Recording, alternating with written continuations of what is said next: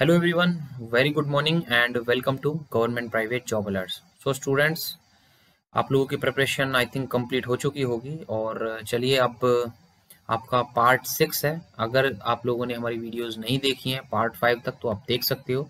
काफ़ी ज़्यादा हेल्पफुल होंगी आपके एग्जाम के लिए। 15-15, 20-20 मिनट की छोटी छोटी वीडियोस हैं। ज़्यादा से ज़्यादा कंसेप्ट क्लियर किए हैं हमने। उसके साथ साथ जितने भी क्वेश्चंस, जितने भी तरह के आपके क्वेश्चंस पहले पूछे गए हैं दिल्ली पुलिस में, उन सब के बारे में हमने डिस्कस किया हुआ है।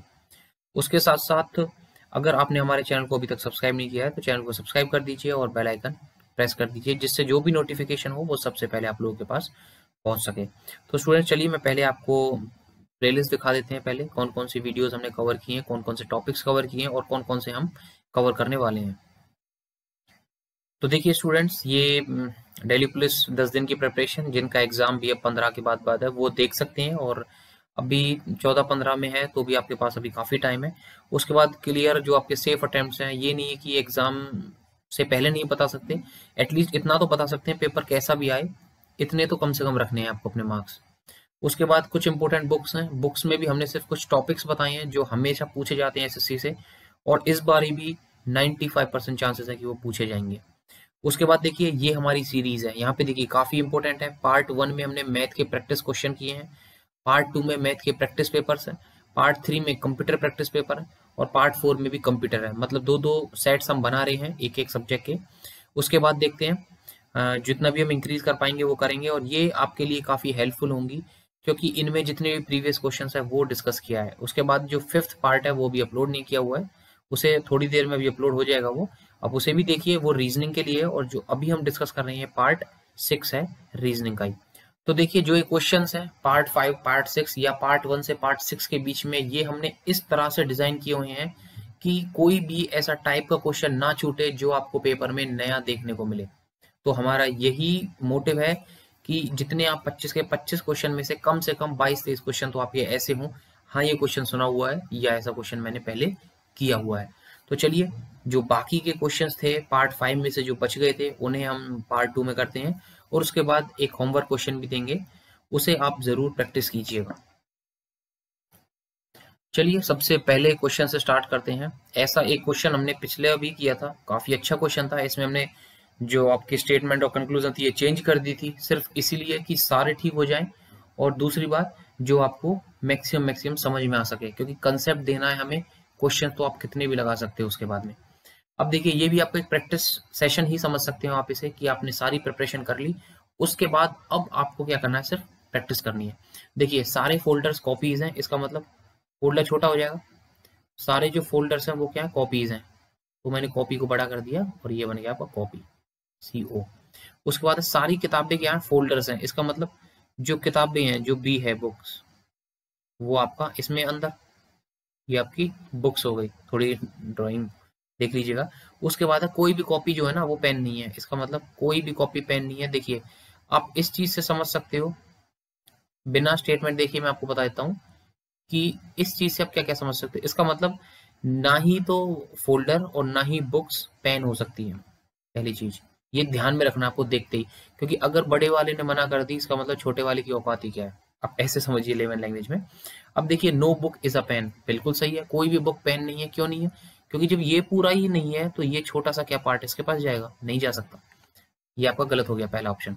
सेकंड ऑप्शन देखिए, सारी बुक्स कॉपीज हैं, ऑल बुक्स आर कॉपीज, सारी बुक्स जो है वो कॉपीज है, बिल्कुल सही है। क्योंकि क्या है, देखिए बुक्स का पोर्शन क्या है, ये है सारा, मैं ड्रॉ कर देता हूँ थोड़ी सी, ये आपके बुक्स का पोर्शन है।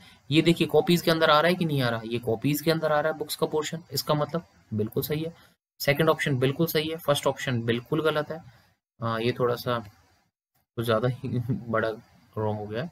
अब देखिए आगे, सम कॉपीज आर बुक्स, ये देखिए कुछ कॉपीज जो है वो बुक्स हैं, सम कॉपीज, कुछ जो कॉपीज हैं वो बुक्स हैं। ये क्या है, बुक्स कहाँ पे आपकी, ये बुक्स है आपका, पेन की बात नहीं हो रही है, सिर्फ कॉपीज की। तो कुछ जो कॉपीज हैं, सम कॉपीज आर बुक्स, तो बिल्कुल सही है, क्योंकि कॉपीज का ये जो पार्ट है छोटा सा, कॉपीज का ये जो छोटा सा पार्ट है ये बुक्स है, गेट है। तो इसका मतलब ये भी आपका ठीक हो जाएगा, कुछ कॉपीज जो हैं वो बुक्स हैं, हाँ है, क्योंकि ये जो कॉपीज का पार्ट है वो ये बुक्स का भी पार्ट है, ये जो कुछ पार्ट है कॉपी का ये बुक में है जरूर। तो इसका आंसर क्या हो जाएगा, दूसरा तीसरा, पहला गलत हो गया था। चलिए अगला क्वेश्चन देखते हैं। ये अच्छा क्वेश्चन है। ऐसे भी क्वेश्चंस आपको देखने को मिलेंगे। मनीषा की रैंक क्या थी? 27 है टॉप से, इसका मतलब 26 बच्चे यहाँ हैं और ये जो है मनीषा जी यहाँ पे बैठी हुई हैं 27वीं। इसका मतलब इस इनकी रैंक क्या होगी? 27। टोटल बच्चे कितने? 43।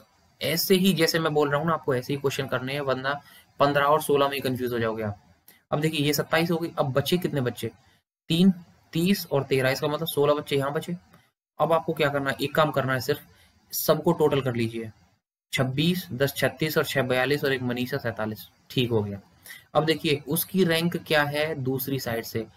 यार देखो 16 बच्चे ये बैठे तो 17वीं रैंक नहीं होगी मनीषा की। खत्म। आप क्या करते हैं? इन तीनों में कंफ्यूज हो जाते हैं। डायरेक्टली आपको नहीं है बस, उसके बाद कुछ नहीं है। चलिए नेक्स्ट क्वेश्चन देखते हैं। ये अच्छा क्वेश्चन है, नो डाउट। ये अच्छा क्वेश्चन है, इसलिए लिखा है क्वेश्चन। बाई चांस ऊट पटांग क्वेश्चन जो बिना हाथ पैर के क्वेश्चन होते हैं, सर पैर के क्वेश्चन होते हैं, वो अगर पूछे गए तो ऐसे क्वेश्चन पूछे जा सकते हैं। देखिए आकाश, ब्रजेश और चारू, इसे समझ लीजिए आप ABC। छोटा कर लीजिए, ABC गए हैं डिनर के लिए। ईच ऑर्डर्स, या तो जो तीनों ने या तो पनीर टिक्का मंगाया है। ईच ऑर्डर्स या तो पनीर टिक्का या फिर चिकन, रोस्टेड चिकन। अब देखिए पहली स्टेटमेंट देखिए, अगर आकाश ने पनीर टिक्का ऑर्डर किया है तो ब्रजेश ने वो ऑर्डर किया है जो चारू ने ऑर्डर किया है। दूसरी स्टेटमेंट देखिए, ब्रजेश ने अगर पनीर टिक्का ऑर्डर किया है तो आकाश ने क्या ऑर्डर किया है जो कि चारू ने नहीं किया।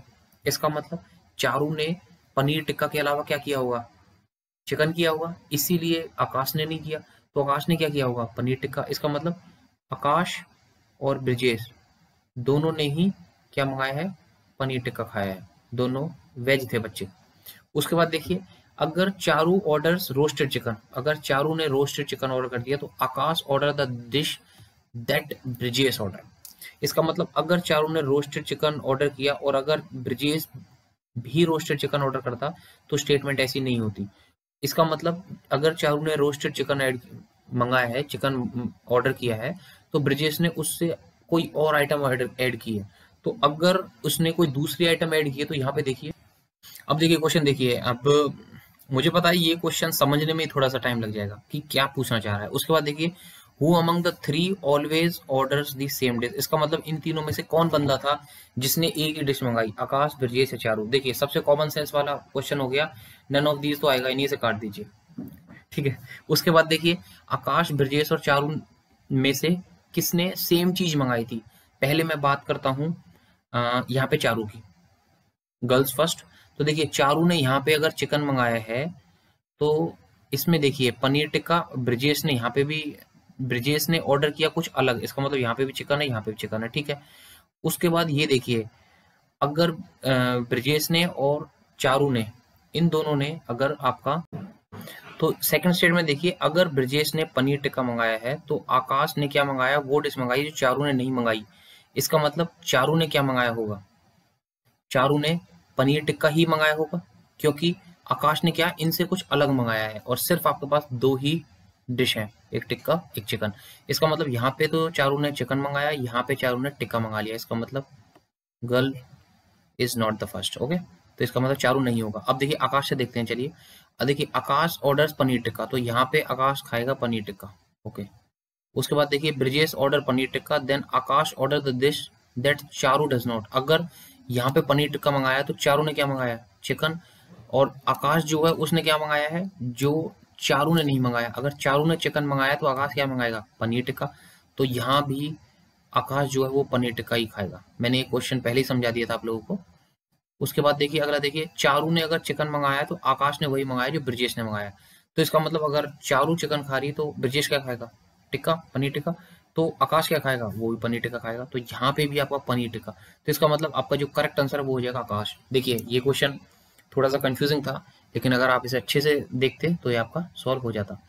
चलिए नेक्स्ट क्वेश्चन, तो चलिए नेक्स्ट क्वेश्चन देखते हैं। नेक्स्ट क्वेश्चन देखिए, इन कोड लैंग्वेज, कोड नहीं कोड लैंग्वेज, कोड लैंग्वेज में क्या है? डेंट को हम लिख रहे हैं 51, उसके बाद लोड को हम लिख रहे हैं 40, तो कॉस्ट को कैसे लिखेंगे? तो देखिए जो इनमें क्या होता है, ऐसे जो क्वेश्चंस होते हैं इनमें आप डायरेक्टली क्या चीज चेक कर सकते हो कि आपके जो अल्फाबेट्स हैं कौन से नंबर पे हैं, उन्हें ऐड कीजिए या मल्टीप्लाई कीजिए वोवल्स को 2 से मल्टीप्लाई करके ऐड कीजिए। ये 3-4 मेथड्स होते हैं जिनसे आप ऐसे क्वेश्चंस को सॉल्व कर सकते हो।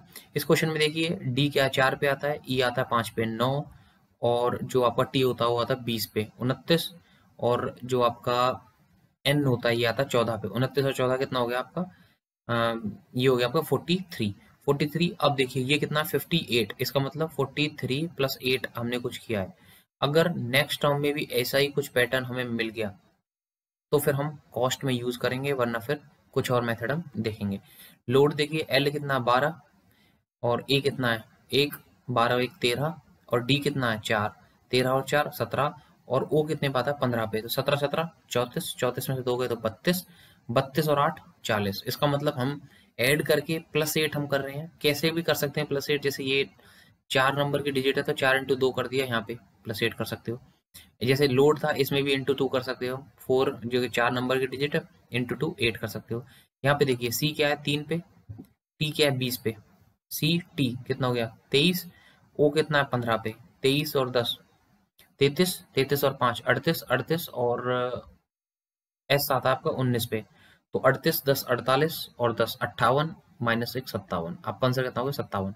देखिए लेकिन 57 आपका आंसर नहीं है, क्यों नहीं है? क्योंकि हम +8 और कर रहे हैं। कुछ बच्चे क्या करेंगे डायरेक्ट 57 टिक मारेंगे और आगे बढ़ेंगे, तो क्या है +8। और देखिए इन्हीं क्वेश्चन से कंपटीशन आता है, इन्हीं क्वेश्चन से कोई सेलेक्ट होता है और कोई आउट होता है। तो 57 और 8 कितना हो गया 8 7 15, 15 5 वाला कौन सा है यहाँ पे 65, कितना हो गया आपका 65। चलिए नेक्स्ट क्वेश्चन देखिए। ये जो ब्लड रिलेशंस के क्वेश्चन है ये मैंने आपको काफी बार बताए हुए हैं, काफी अच्छे क्वेश्चन हैं और इनके आने के बहुत ज्यादा चांसेस होते हैं। जैसे देखिए रोनिताज, रोनिता को मार ले लेते हैं सॉल्व करने के लिए इजिली। ये होगी आपकी रोनिता, ये होगी आपकी रोनिता, ये होगी रोनिता। रोनिताज ओनली ब्रदर, इसका मतलब रोनिता का सिर्फ एक भाई है, बहन और हो सकती है लेकिन भाई नहीं हो सकता, ये कहना चाहते हैं इस क्वेश्चन से। ये रोनिता नेगेटिव हो गया, लड़की है, और ये ब्रदर कौन है विक्रम, विक्रम को हम क्या करते हैं पॉजिटिव कर देते हैं, विक्रम लड़का है।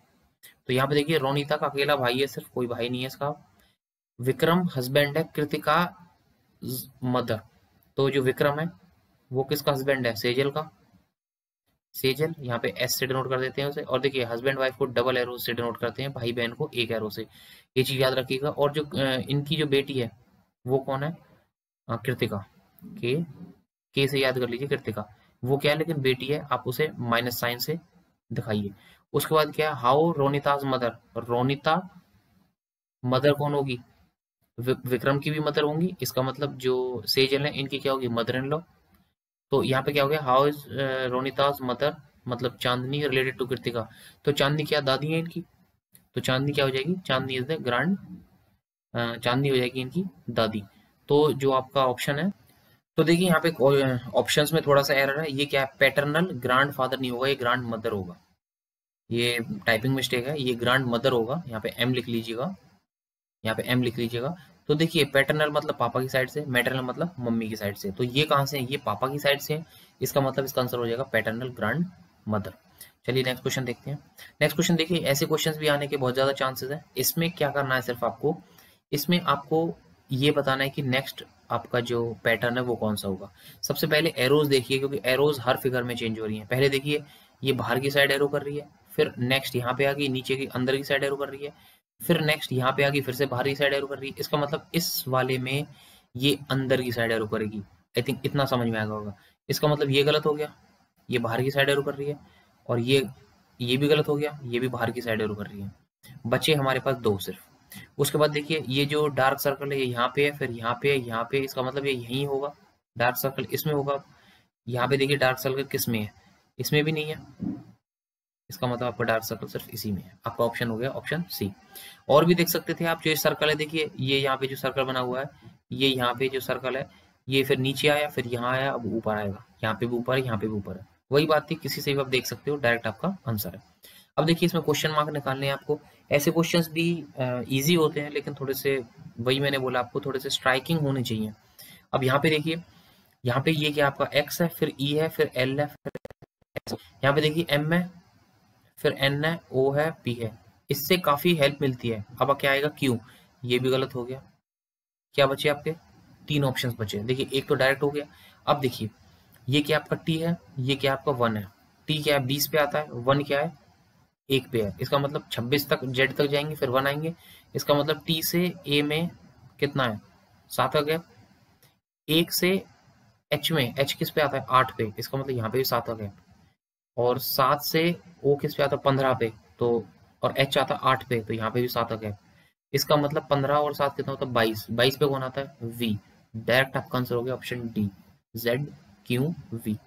अगला क्वेश्चन देखिए, यहाँ पे देखिए ये भी आपके बेसिक क्वेश्चंस हैं, ये भी काफी चांसेस हैं, क्योंकि ये क्या होता है आपका इंग्लिश प्लस रीजनिंग, ये दो टाइप के क्वेश्चंस होते हैं। मतलब एक ही क्वेश्चन में दो टाइप्स के पूछे जाते हैं, तो इसलिए ये क्वेश्चंस भी काफी ज्यादा देखने को मिलते हैं हमें एग्जाम्स में। देखिए अम्यूजिंग क्या होता है, हंसाने वाला होता है, और हिलेरियस सेम चीज हो गई। मॉइस्चर क्या होता है, आपका क्या होता है, मॉइस्चर जो होता है आपका मीन नमी की बात करते हैं हम यहाँ पे, वेट की बात करते हैं, तो देखिए यहाँ पे क्या हो जाएगा, सोक। सोक आपका करेक्ट आंसर हो जाएगा। ह्यूमिड, ह्यूमिडिटी हो गया, ड्राई जो सूखापन होता है, वाटर पानी, इससे कोई लेना देना ही नहीं है हमें, तो इसका मतलब ये क्या हो गया, आपका आंसर हो गया सोक। अगला क्वेश्चन देखिए, ये क्वेश्चन देखिए, ये भी काफी बारी पूछा हुआ क्वेश्चन है। 17, 102 और 153। तो इसमें देखिए हम क्या कर सकते हैं, 17, और हमें अगर 17 की टेबल आती है, आई थिंक सभी को आती होगी। 17, 102 क्या है, 17 पंजे 85, 17 छक्के 102, इसका मतलब हमने यहाँ पे इंटू 6 कर दिया। उसके बाद ये गया 102 और 153। तो 17 देखिए 153 आता है कितने टाइम्स में आता है, 9 टाइम्स में आता है। देखिए 17 नंबर कितना होता है, 153 ही होता है। इसका मतलब यहाँ पे 6 है, यहाँ पे 9 है। अब हमें क्या करना है, ये सारे ऑप्शंस देखने हैं। देखिए ये ऐसे टाइप के क्वेश्चन है, इसमें हमें ये तो पता चल गया हमें करना क्या था, लेकिन अब हमें किस चीज में प्रॉब्लम होगी, इन चारों में से अब हमें सबको मल्टीप्लाई करना है, ये 6 बारी से 9 बारी से। देखिए ये कितना है, पहले इसे देखते हैं। ये थोड़ा सा बड़ा है, लेकिन देखिए यहाँ से सबको दिख रहा होगा, इंटू 6 करेंगे तो यहाँ पे लास्ट में 8 आएगा, लेकिन यहाँ पे तो 2 है, ये तो वैसे ही गलत हो गया। उसके बाद देखिए यहाँ पे 13 है, और अगर हम यहाँ से 6 करेंगे तो 13 78 सही है। और ये कितना हो गया, 13 78, 13 91, 13 निम्मा 104 होता है, 108 नहीं होता, क्योंकि 12 निम्मा 108 होता है। यहाँ पे काफी कंफ्यूजिंग होती है कुछ बच्चों को, तो ये भी आपका नहीं हो सकता। अगला देखिए 18 छिक्के, 18 छिक्के कितना होता है, 18 पंजे 90, छिक्के कितना होता है 108, लेकिन यहाँ पे 104 है, ये भी गलत हो गया। बचा क्या आपका, सिर्फ लास्ट ऑप्शन, टिक मार दीजिए वरना चेक कर लीजिए। 16 इंटू 6 96, और 16 इंटू 9 144, डायरेक्टली आपका आंसर आ जाएगा। चलिए नेक्स्ट क्वेश्चन देखते हैं, ये क्वेश्चन भी अच्छा क्वेश्चन है। इसमें देखिए, इसमें आप एक चीज देखिए, ऊपर क्या है, बड़ी बड़ी टर्म्स हैं, यहाँ पे बड़ी टर्म है, यहाँ पे बड़ी टर्म है, और यहाँ पे बड़ी टर्म है। ये ट्रिक है आपकी, इसमें क्या करना है, इसका मतलब आपको कुछ ना कुछ मेल जोल करके ऊपर की तरफ जाना है। इसका मतलब हमें यहाँ जाना है। मैंने डायरेक्टली देखा, 8 चौक 32 माइनस 3 29, डायरेक्ट आपका आंसर आ गया। 11 7 77 माइनस 6 71, डायरेक्ट आंसर आ गया। तो यहाँ पे कितना करूं मैं, जिससे कि मेरे को यहाँ पे एक्स की वैल्यू मिल जाए और मेरा 67 आंसर आ जाए। तो कुछ नहीं करना, कुछ भी एक्स वैक्स कुछ मत रखो, डायरेक्ट ऑप्शन देखो। अगर मैं यहाँ पे 3 लेता हूँ तो 14 42 हो जाएगा, माइनस 3 करूंगा तो कुछ नहीं बचेगा।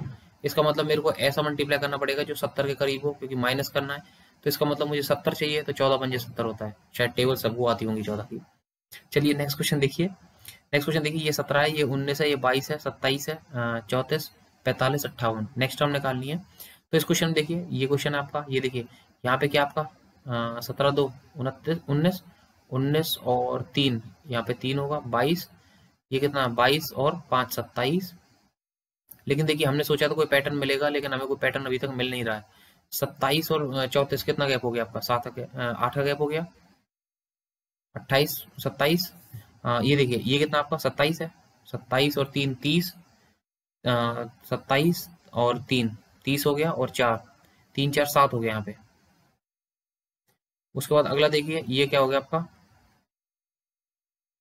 ये हो गया आपका यहाँ पे देखिए, ये आपका 27, ये 34 है, 34 और 10 44 11।